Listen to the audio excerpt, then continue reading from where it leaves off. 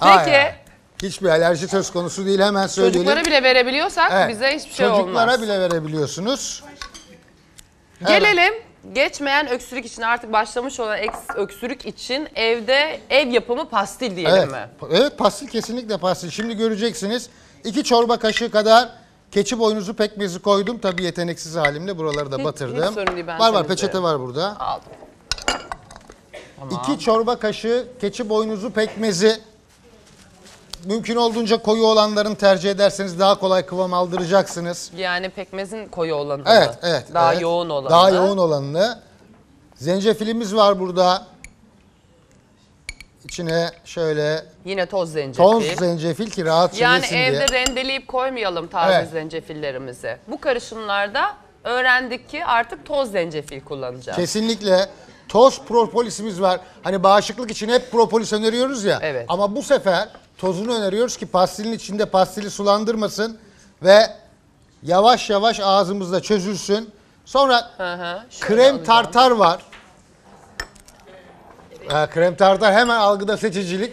Sahrap abla hemen kabartma tozu, eski kullanılan kabartma tozlarındaki kullanılan ham maddelerden bir tanesi. Yine ondan şöyle bir çay kaşığı kadar içine koyduktan sonra güzelce bir karıştırıyorum. Yine macun gibi olmaya başladı. Bakın görüyoruz. Evet, ama yine bir güzel macun oluştu. Ama burada farklı bir şey yapacağız ki bunların bayağı bir kıvama gelmesi lazım. Nişasta. Nişasta çok iyi kıvam vericilerden bir tanesidir. Ustanın yanında konuşuyoruz. Usta orada, değil mi? Bu arada sosyal medyadaki hesabımızın altına da ufak sorular geliyor. Onları tamam, da minik bir yandan bunu istiyorum. hazırlarken. Keçi boynuzu özü mü daha iyidir, keçi boynuzu pekmezi mi? Çok güzel bir soru. Bir tane deli kuyuya bir taş atar, 40 tane akıllı çıkartamaz. Bakın pekmez ne demek biliyor musunuz? Onu söyleyelim. Soğuk sıkım pekmez. Soğuk sıkım pekmez. Soğuk sıkım pekmez olmaz. Pekmez ne demek?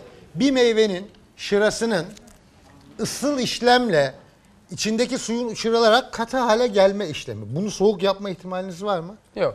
Dünyada böyle bir teknoloji Soğuk sıkım diye bir şey yok yani. Öyle bir pekmez yok. Yok. Soğuk sıkım yağlarda olur.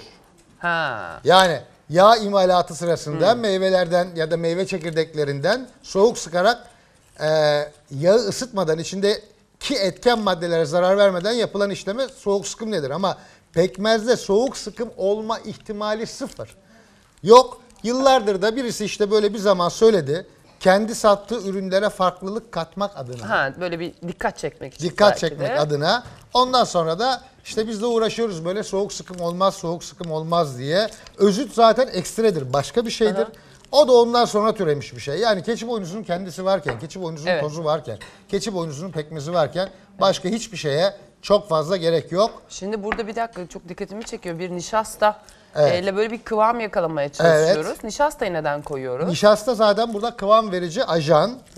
Yani pekmez biraz Suluysa. Evet, o nişasta yavaş Macun kıvamına gelene kadar yani aşağı yukarı neredeyse koyduğumuz pekmez kadar da nişasta koyacağız içerisine. Çünkü bunda kullanacağımız miktarlar da çok küçük miktar olduğu için hemen şöyle karıştırdıktan sonra. Şöyle bir soru gelmiş Çağla Hanım, mideme ağır kramplar giriyor. İlaç kullanmama rağmen sadece ağrı geçti ama mide bulantısı, kusma geçmedi. Üstüne bir de kabuz oldum. Bu konuda yardımcı olabilir misiniz? Yani nedir yani acaba, burada ciddi bir sorun var herhalde. Ben sosyal medyada da sık sık kızıyorlar da bana. Diyorum ki teşhis ve tedavi hekimlerimizin işi.